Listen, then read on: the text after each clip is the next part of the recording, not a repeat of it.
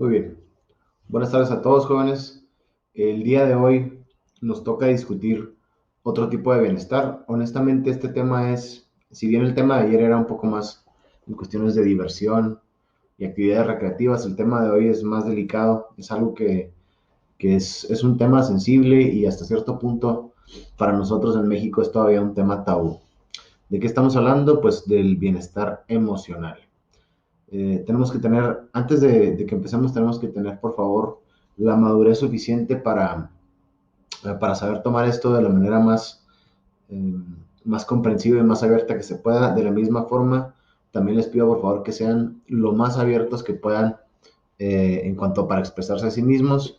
¿Por qué? Porque recuerden, si ustedes recuerdan, la primera clase les dije que aquí nadie se reía de nadie, mucho menos si es una participación que tiene que ver con bienestar emocional. Y vamos, les pido por favor que participen los que se sientan cómodos participando, los que no se sientan cómodos y tengan algo que les gustaría platicarme después, saben perfectamente que pueden hacerlo de manera privada, por un mensaje privado en WhatsApp o ya sea por correo, como ustedes gusten.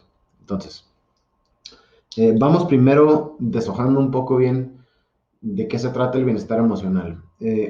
Al día de hoy es súper común que ya sea ustedes o alguien que conocen tenga algún tipo de padecimiento de índole psicológica o de índole psicoemocional. ¿Qué significa esto? Todos conocemos a alguien que ha sufrido de depresión, que tiene ataques de ansiedad, que tiene insomnio o que tiene algún tipo de padecimiento que liga la manera en la que procesa pensamiento con la manera en la que interpreta algún sentimiento o una emoción y por ende tiene una repercusión directa a su salud integral, ¿no? Entonces todos conocemos a alguien o todos somos alguien.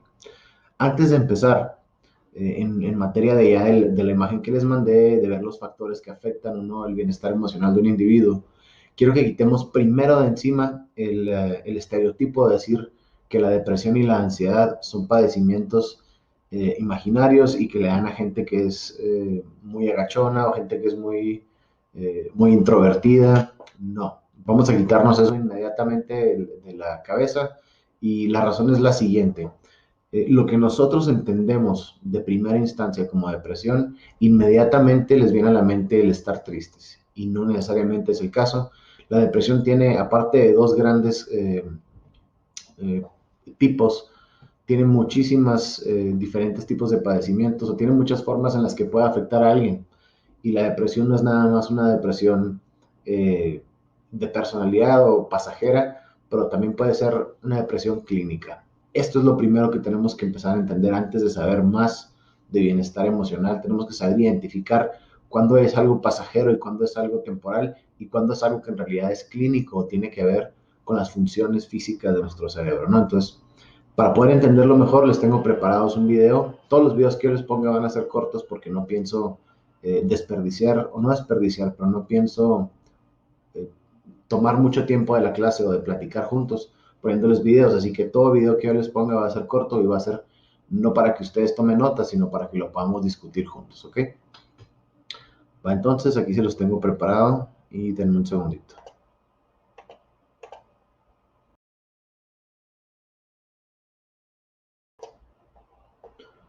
Muy bien. Les platico algo personal al respecto. Hace aproximadamente 2 años y medio, tal vez un poco más, sucedió algo en mi vida bastante fuerte. Una situación, bueno, en realidad no fue una sola situación la que desencadenó lo que les voy a platicar. Más bien fue el cúmulo de varias cosas en mi vida que estaban pasando todas al mismo tiempo. Y no me refiero a nada más mucha carga de trabajo y problemas con la pareja, no, eran cosas bastante fuertes. Y todas estaban pasando al mismo tiempo y una de ellas, sumamente fuerte en cuestiones de salud, vino y me dio el tiro de gracia, ¿no? Eh, yo, honestamente, yo tenía la percepción de que la depresión era únicamente algo pasajero que le daba a la gente que era eh, demasiado sentimental y que era muy fácil que se sintieran tristes, ¿no? Esa era mi concepción al respecto. En cuestiones de ataques de ansiedad, tenía un amigo que le daban y honestamente yo no entendía, o sea, él trataba de expresarse conmigo y me decía lo que sentía y todo decía yo, pues que nada más eres muy nervioso, güey, tranquilo, trata no sé, de meditar o de tomar algún curso para manejar el estrés. Y él, cada vez que yo le decía algo, él nada más movía la cabeza y me decía, no, güey, es que no lo entiendes. Ojalá que nunca lo tengas que entender. Y pues hagan de cuenta que me tiró prácticamente un hechizo con eso, porque cuando pasó esto que les comento, yo no ni me sentía triste, ni tenía ataques de ansiedad, ni ataques de pánico, ni mucho menos pensamientos suicidas. Yo nunca pensé nada al respecto. A mí lo que me sucedió fue que yo dejé de dormir, así de sencillo. No de la noche a la mañana, no de un día para otro, pero sí de manera muy rápida yo empecé a notar que era menos lo que dormía durante la noche. Me acostaba y no que tuviera pensamientos malos, ni tristes, ni extraños, simplemente no lograba conciliar el sueño. Y para mí, pues yo tenía un trabajo que entraba a las 7 de la mañana y luego salía de ese trabajo y me iba a otro y luego con mi familia, etcétera. Entonces yo necesitaba estar bien descansado siempre para rendir lo más que se pudiera. Y dejar de dormir me empezó a afectar de todas las formas posibles. En cuestión de ánimos andaba siempre de malas, ¿no? Como un bebé que no duerme bien. En cuestiones físicas, pues bien adolorido, con mucho dolor de cabeza, las ojeras hasta el piso, ¿no? Entonces, un malestar completo en todas las áreas. Entonces yo empecé a buscar alternativas, dije, bueno, a ver, lo principal, voy a hacer más ejercicio en las tardes para acabar más cansado y caer rendido, ¿no? No funcionó. Voy a buscar algún tipo de ejercicio de respiración o de meditación que me ayude a conciliar el sueño. Probé varios tampoco. Medicina naturista, yoga, honestamente no, nunca le metí mucho al yoga, pero también lo intenté. Absolutamente todas las cosas que alguien te puede recomendar para que duermas mejor, melatonina, test, varios tipos de suplementos, todo lo probé, nada funcionó, absolutamente nada. Y un amigo mío me dijo, al estar platicando con él, me dijo que a su hermano le había sucedido algo similar, con unas agravantes distintas o con unos factores un poco distintos, pero era muy similar su caso al mío. Y me dijo, ¿y sabes cómo se le quitó a él? Pues fue con el psiquiatra. Dije yo, pues yo ni me siento loco, ni siento que esté deprimido, ni nada, no tengo por qué ir con un psiquiatra, no le veo el caso. Eh, Me dijo, entonces ve con un psicoterapeuta, con un psicólogo. Pues lo dejé hasta el último, fui y honestamente no era lo mío, no me sirvió. Al contrario, yo creo que empecé a dormir todavía menos después de ir con el psicólogo. Y dejé hasta el último, postergué hasta el último lo que debía haber hecho primero, y era ir con un especialista en verdad de la salud mental. Fui con él y en el momento en el que te dicen, pues usted tiene depresión clínica, inmediatamente te niegas, ¿no? Dices, no, no puede ser, yo no me siento triste, yo lo único que necesito es dormir. Y ahí el doctor me explicó de una manera muy sencilla, con mucha paciencia, ¿verdad? Porque no puede ser muy técnico con un paciente. Me explicó que la depresión o los sentimientos de depresión, de ansiedad y depresión general y clínica, no a todo el mundo se le hacen ver o no a todo el mundo se le reflejan en su vida como tristeza. Hay gente que sí, hay gente que se pone al borde del suicidio, hay gente que nada más se siente mal a ciertas horas del día. Dijo, pero hay gente como tú, es un porcentaje bajo, ¿verdad? Pero hay gente como tú que simplemente no puede dormir. Así como hay gente que no puede levantarse de la cama cuando está deprimido, hay gente como tú que no duermen y no tienen pensamientos feos de nada, simplemente no duermen. Y pues yo todavía estaba un poco en negación y dije, no, pues si tú lo dices, me dijo, sí, es que yo soy el experto, o sea, yo te estoy explicando. Le hice caso, me dijo, toma esta pastilla, lo que está sucediendo es que tu cerebro, por un periodo extendido de mucho estrés durante mucho tiempo, por todo lo que te está pasando, dejó de producir un químico, dejó de producir serotonina y no me acuerdo cuál otro. Entonces, con esta pastilla vamos a forzar a tu cerebro a que se reacostumbre a volver a producir esa hormona naturalmente. Vas a tomarla durante un año y después de eso la vas a ir separando, ¿no? Dije yo, pues bueno, ni hablar. Les digo, hace eso 2 años y medio. A mí me cambió la vida, yo volví a ser el mismo que antes, volví a tener las energías y el gusto por hacer las cosas que antes hacía. Eh, Mi estado de ánimo, mi estado físico, la calidad de las relaciones que tenía con la gente que quiero, completamente distinto. Y jamás hubo un solo sentimiento de estoy depre, estoy triste. Nunca. Únicamente falta de sueño. Entonces, ¿qué tanta gente puede estar en el mismo lugar, en la misma situación y no se atreve a externarlo, no se atreve a decirlo porque todavía existe el tabú?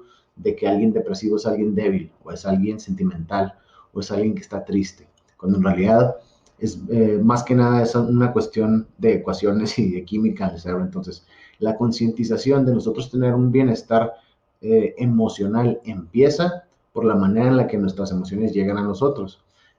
No podemos decir que salen del corazón, porque pues, el corazón es un órgano que bombea sangre, ¿no? Eso es algo muy romántico y literario. Pero las emociones y los sentimientos son la manera en la que procesamos nosotros tanto cosas internas como cosas que nos traen del exterior o cosas que percibimos del exterior y convertimos en sensaciones, emociones, sentimientos. Tenemos que entender eso directamente, la relación entre nuestro cerebro y las emociones que nosotros sentimos. ¿Tienen dudas hasta aquí, jóvenes? ¿Algo que quisieran ustedes agregar o algo que les gustaría preguntar? Con toda confianza, adelante.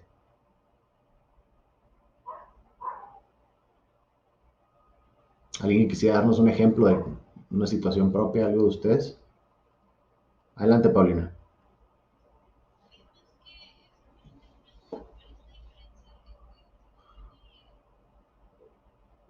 Psiquiatra. La diferencia entre el psicólogo y el psiquiatra es que el psicólogo trata de ver la manera en la que funciona tu proceso del pensamiento y analizar las situaciones o las condiciones durante tu vida que han afectado la manera en la que tú percibes el mundo en cuestiones de la mente, ¿no? De la parte intangible. Y el psiquiatra es el especialista que trata al cerebro como un órgano, que lo ve como quien estuviera, como si un mecánico estuviera viendo un carro, ¿no?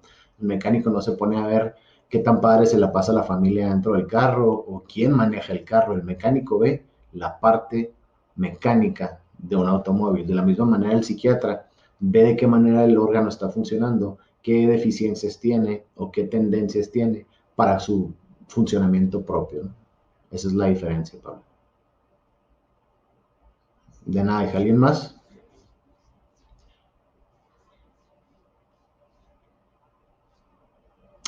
Dígame.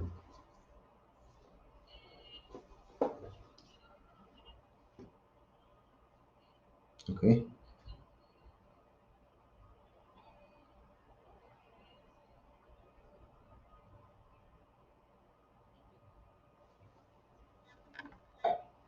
ok.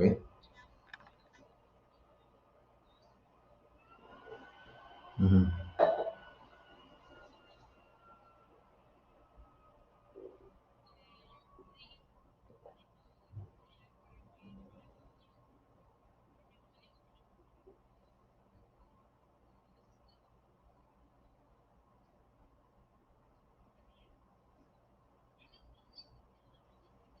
Ujú.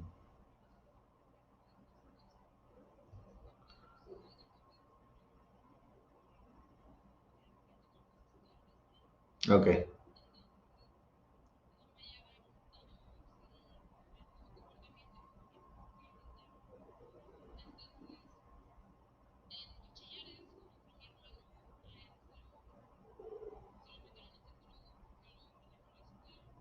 ok,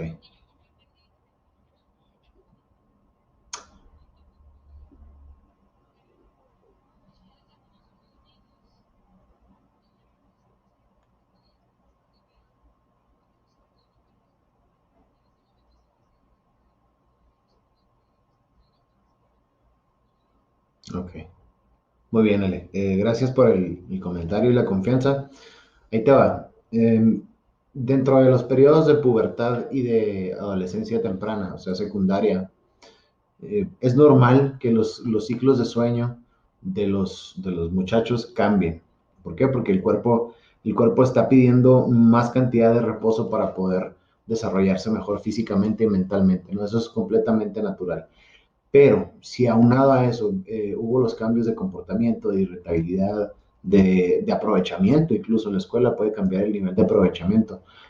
Y si tú me estás diciendo que tú misma reconocías que había problemas familiares que te afectaban, ahí es algo muy, muy evidente de que había una afección psicológica o que había algo que se tenía que tratar a través de la terapia, ¿no? Más allá de ver si es nada más por el desarrollo, tenés que ver si era por el lado de la terapia. Y lo que te dijeron de que alguien que pide un psicólogo es porque no lo necesita, eso es una de las luchas que tenemos que nosotros que librar en nuestra sociedad, porque hay mucho mucha ignorancia todavía al respecto aquí en nuestro país y más en nuestro estado. Hay mucho que se toma como un tabú, como te decía, hay mucho que todavía no hay la apertura suficiente como para decir la salud mental es parte de la salud integral y se tiene que tratar como tal, ¿no? Y qué mejor que alguien mismo lo reconozca y levante la mano y diga, yo necesito ayuda, por favor, alguien guíeme o alguien lléveme, ¿no?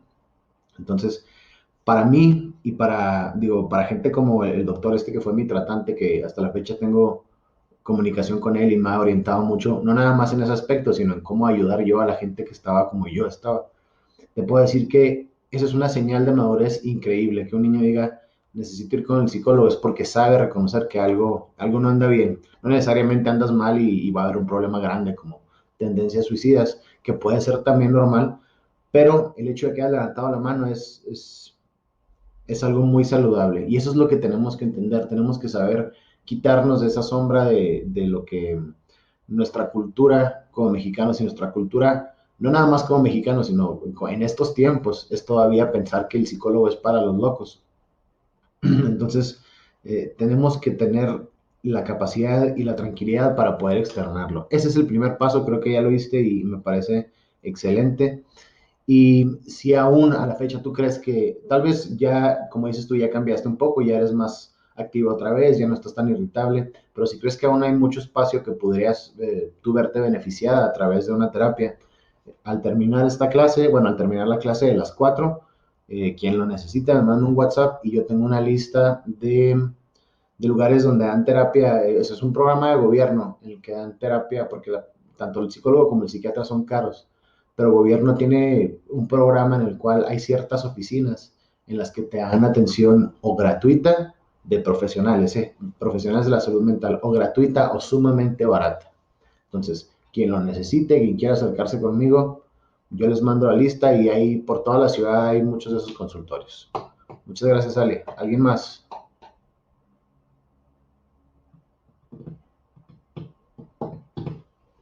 ¿Nadie más quiere contarnos su caso o algo que quieran preguntar respecto al tema?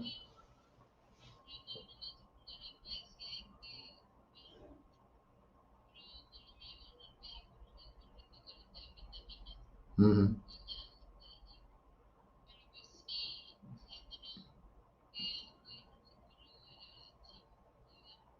Sí. Entonces, en tu caso, supongo que en tu caso fue más bien lo de dormir mucho, si fue por lo que decía ahorita el desarrollo, ¿no? Tenía que estabas creciendo y el doctor te dijo, pues denle vitaminas y pongan una rutina para que se entretenga. Y ya después tuviste ya que tú como que reconocer que tenías que ir a un psicólogo, pero no era por eso, no era en el mismo momento, ¿no? Sino fue por otras cosas.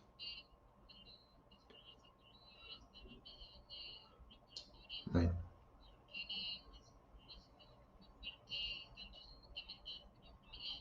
ujú. Perfecto. Fíjate que una de las cosas, gracias Tania por tu ejemplo, una de las cosas que a mí me dijo alguien, una amiga mía que es terapeuta, me dijo,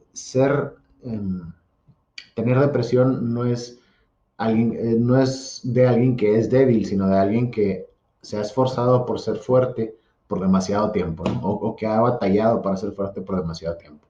Entonces me pareció algo una frase muy chida, y eso es, y el solo hecho de pedir ayuda es el primer paso y es la mitad de la batalla ganada. Ahora, ¿qué pasa cuando tenemos este tipo de crisis? Porque todos, absolutamente todos, estamos expuestos a que suceda algo en nuestras familias, a que nos suceda a nosotros algo directamente, algún accidente, alguna tragedia o algún rompimiento amoroso y no sé, lo que sea. Estamos expuestos a que suceda algo caótico y que nosotros no podamos lidiarlo. Como les decía, no somos especiales, no somos todopoderosos, siempre va a haber algo que esté fuera de nuestro alcance. Entonces, en el momento en el que lo reconozcamos, ya vamos a tener el primer paso de madurez y vamos a hacer, bueno, no supe cómo lidiarlo, ahora cómo le hago, quién me puede ayudar. Pero hay algo muy importante, tener una crisis existencial, una crisis nerviosa, no es sinónimo de alguien que no puede con la vida. Al contrario, es alguien que tan puede con la vida, que está reconociéndolo y está buscando ayuda para aprender a cómo sobrellevarlo, ¿no? Entonces hay una importancia muy fuerte detrás del hecho de por qué tenemos esta crisis existencial, por qué cada vez es más común que suceda en la sociedad esto y cuáles son sus beneficios. Se escucha extraño, pero sí, toda crisis tiene beneficios, toda tragedia es una oportunidad de aprendizaje y todo gran caos dentro de nuestra vida nos tiene que ayudar de cierta manera, a lo mejor no inmediatamente, a lo mejor no en la primera instancia no nos vamos a dar cuenta que es un aprendizaje, pero si logramos sobrellevarlo es una oportunidad enorme de crecer y de ayudarle a alguien más a crecer, ¿no? Entonces, les tengo preparado otro video, dura también 5 minutos, se los pongo enseguida, en un momento.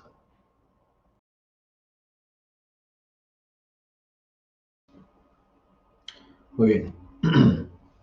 Hay una frase que me gusta mucho que dice, a veces para construir es necesario destruir algo.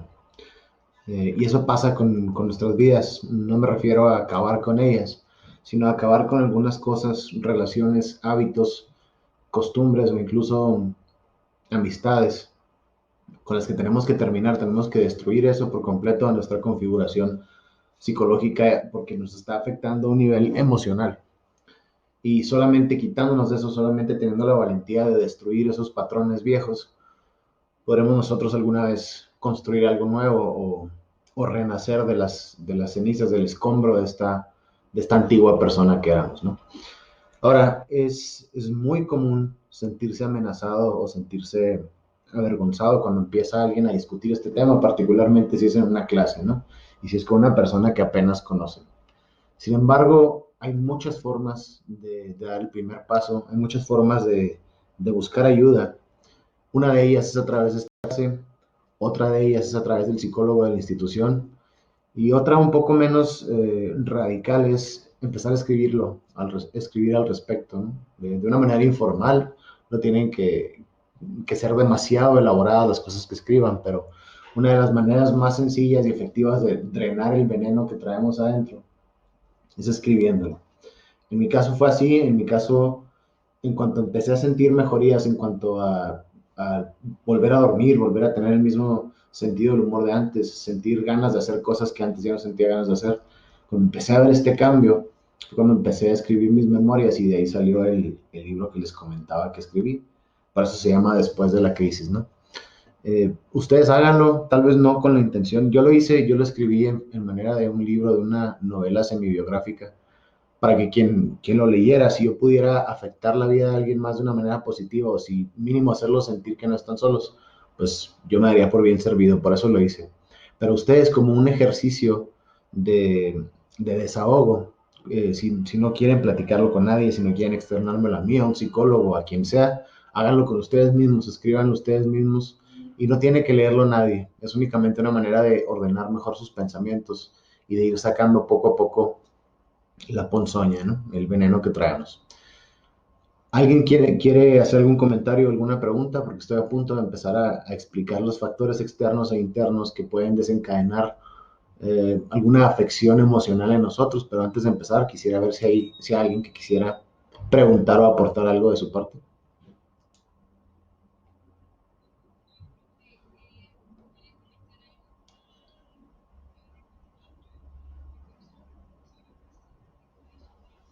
Ok,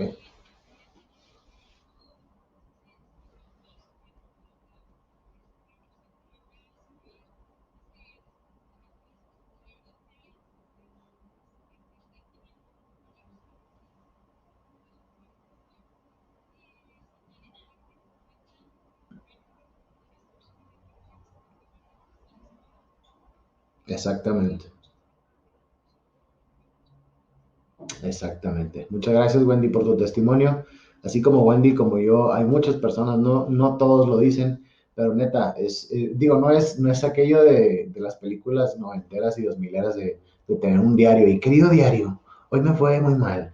Es más bien escribir con todo lo que no te atreves a decir, o todo lo que de lo que no te atreves a renegar, todas las rayadas de madre que no te atreves a decirle a la gente que te tiene hasta acá hazlo, escríbelo. Si es necesario, después tíralo, quémalo, lo que sea, pero es necesario externar lo que traemos adentro, si no se va acumulando y eventualmente truena. De eso se trata. Gracias, Wendy. ¿Alguien más, jóvenes? ¿O podemos empezar entonces con la imagen que les quería mostrar? Ustedes digan.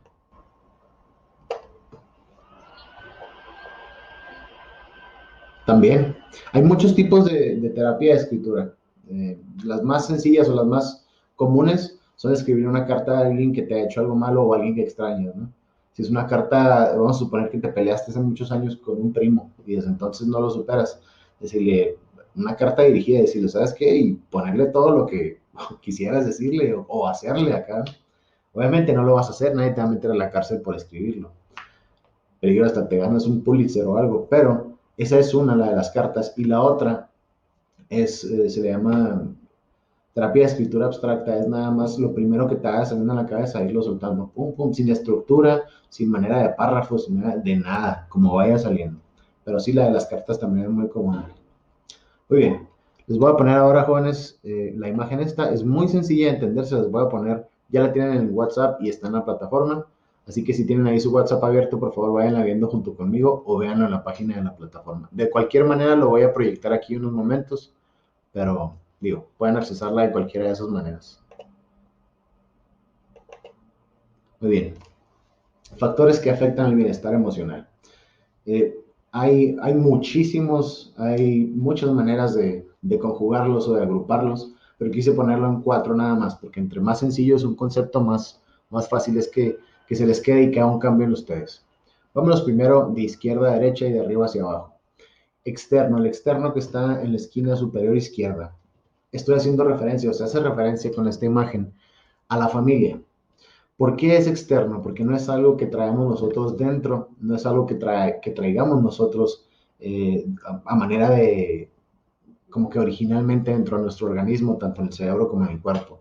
La crianza que nos da nuestra familia, los estereotipos que hay dentro de una configuración familiar, son un agente externo que pueden afectar a nuestro bienestar emocional. El ejemplo más claro de esto es, vamos a suponer que es una persona, un joven o una señorita, que se da cuenta durante su desarrollo, se da cuenta que es homosexual, que tiene tendencias homosexuales o que de plano está reconociéndose a sí mismo como que esta es mi identidad. Me acabo de dar cuenta porque es durante la adolescencia cuando se da cuenta la gente de eso y es mi identidad y no voy a dejar que nadie me diga lo contrario, ¿no? Pero ¿qué pasa? La configuración familiar está estructurada de una manera en la que es una familia tradicionalista, muy cerrados de cabeza, demasiado cuadrados en el aspecto de que hay gente distinta a ellos mismos, ¿no? Y es una tradición tal vez machista, sexista de parte de una familia del norte de México. Entonces, ¿qué va a pasar con el bienestar emocional de esta persona? Número uno, se va a sentir rechazado de inmediato. No importa cuántas veces sus papás le hayan dicho que lo quieren, no importa cuántas veces se lo hayan demostrado. Si las actitudes, la crianza y la configuración familiar están en contra de lo que esa persona reconoce en sí mismo, el bienestar emocional se va a ver completamente decaído porque va a sentir que va a ser rechazado por sus padres. Ese es un ejemplo común, o más que común, es un ejemplo fácil de entender para saber a qué me refiero. Pero hay muchas otras cosas. Una persona, y esto también es muy claro aquí en Chihuahua, un niño que cuando nace por múltiples razones está expuesto a muchos altibajos emocionales y niño varón, y cuando empieza a expresar ese sentimiento, a llorar, a verse temeroso, el papá le dice, no lloren, los niños no lloran, los hombres no lloran. ¿Qué va a pasar con ese niño? Que toda su manera de ser, lo que sí trae de manera interna, va a encontrar rechazo o negación por parte de esta configuración familiar externa y se va a sentir emocionalmente afectado. Entonces, la crianza, las costumbres y el entorno familiar son un factor externo que pueden ser un detonante en el bienestar emocional. ¿Estamos? ¿Está claro hasta ahí? Muy bien. Vamos ahora a una parte interna que está en la parte superior del lado derecho. Aquí estoy queriendo hacer referencia a que hay algo que nosotros, con lo que nosotros traemos de manera de predisposición cuando nacemos, la configuración cerebral, nuestro organismo en la parte mental viene con una configuración que tiene tanto orígenes genéticos como orígenes del azar, ¿no? Que van tocando.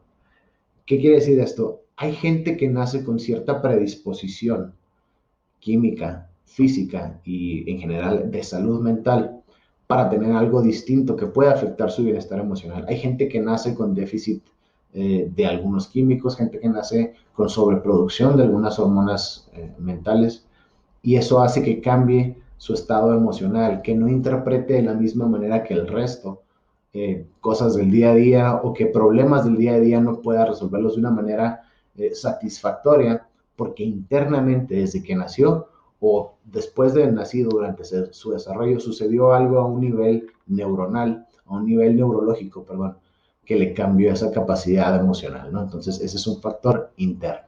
¿Está claro?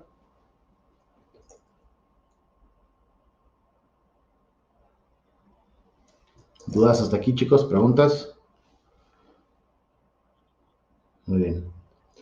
Ahora, vámonos a la parte de abajo. La parte interna que está en la esquina inferior izquierda hace referencia a lo que traemos nosotros por dentro, no únicamente en la parte cerebral o neurológica, sino en el nivel de salud, de dieta y de actividad física. ¿Por qué digo salud, dieta y actividad física? Porque lo que nosotros comamos, lo que nosotros le metamos al cuerpo y la manera en la que nosotros saquemos provecho de la actividad física también tiene una repercusión tremenda en el estado de ánimo. Platicábamos el día que vimos el tema de bienestar intelectual y bienestar físico, vimos los beneficios del ejercicio, los beneficios que tienen la química cerebral, el ejercicio y la actividad física. Pero de la misma manera, lo que nosotros le metemos al cuerpo, la comida que nosotros comemos y la manera en la que la distribuimos afecta también a un nivel emocional. El ejemplo más sencillo es alguien que tiene algún lapso nervioso y por ansiedad come mucho, después siente un sentimiento de culpabilidad por haber comido demasiado y eventualmente eso que le metió eso que trae ahora dentro de su sistema, ahora le va a hacer sentir culpable, va a hacerle sentir baja autoestima, etcétera, etcétera. De igual forma, la versión positiva de esto es una persona que regularmente hace ejercicio, aunque sea ejercicio ligero, sacar a pasear a los perros, andar en bicicleta, es una persona que tiene mayor flujo de endorfinas y dopamina en el cuerpo, por lo tanto, sus emociones, la manera en la que interpreta una situación del día a día es completamente distinta, se ve emocionalmente beneficiado a través de buena comida, ejercicio y descanso. ¿Estamos? Eso es lo que traemos nosotros dentro del cuerpo. Y por último, el factor externo, o el factor que tiene que ver con el entorno en el que estamos, ya no el familiar, sino el resto de la sociedad. La imagen que puse es de las redes sociales. ¿Por qué? Porque, bueno, no nos hagamos tontos. Las redes sociales son la ventana que tienen los jóvenes y los adultos hacia el mundo ahorita, particularmente porque estamos en una pandemia, pero incluso antes de la pandemia, la manera en la que nos relacionábamos era prácticamente más virtual que personal, ¿no? Entonces, estar expuestos a factores externos de vidas de alguien más, vidas filtradas o vidas maquilladas que se ven muy bonitas en una foto de Instagram o en un video de YouTube, estamos expuestos a ese factor externo que nos va a hacer sentir o que nosotros queremos eso y no podemos tenerlo, por lo tanto hay frustración emocional, o que no somos lo suficientemente guapos, adinerados, exitosos, porque la demás gente sí lo es. Vemos una verdad maquillada y manufacturada, por decirlo de una manera, de alguien más, lo comparamos a nosotros y esa comparación hace que nos sintamos insuficientes, insatisfechos y que tendamos a vernos emocionalmente afectados, ¿no? Que veamos nuestras emociones un poco más densas, más negativas que antes y eso causa ansiedad, sentimientos de baja valoración personal, etcétera. Entonces, ese es el factor externo de nuestro entorno, la opinión de los demás y la exposición a redes sociales que únicamente dan una parte de la vida de alguien más, lo maquillan y nos lo venden como si fuera algo verdadero. Todo eso, esos cuatro factores son los principales para entender cómo nuestro bienestar emocional se ve afectado. Preguntas, chicos.